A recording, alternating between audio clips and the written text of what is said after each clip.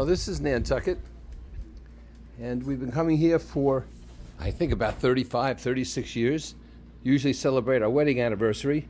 It's too windy out there to tape, so I'm back in here.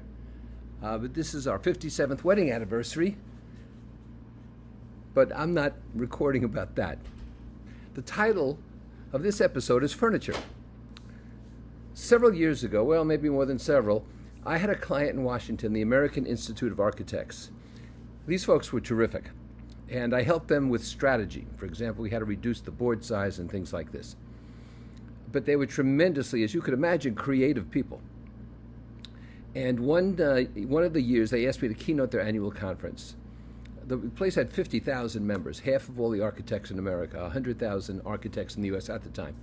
And you got this designation when you joined AIA, which was the American Institute of Architects. A lot of people thought that was a higher government registration or license or capability. It wasn't. They just paid their dues.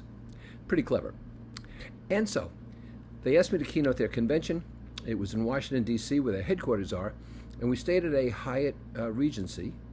And the chairman of the board and I had identical suites, really, on top of each other. He was on the 5th floor, I was on the 6th, something like that, but identical suites because I saw them both. So he calls a meeting for his top lieutenants and me one evening to go over the footwork, to go over logistics. And I walk into his room, and his room was completely different. And we sat there, he starts talking, and he said, "Alan, what's wrong with you? You seem distracted." I said, Your room has changed. It looked exactly like mine." He said, "Yeah, but the lighting wasn't right. It didn't have a feeling of warmth," he said, "and consequently I changed it around." I said to him, "But the desks are bolted down. You moved it." He said, "Yeah, what's your point?" And so I'm here to tell you, folks, you think there are rules, and sometimes there are and sometimes there aren't, but you got to challenge them, because in this case, it never occurred to him not to move the furniture.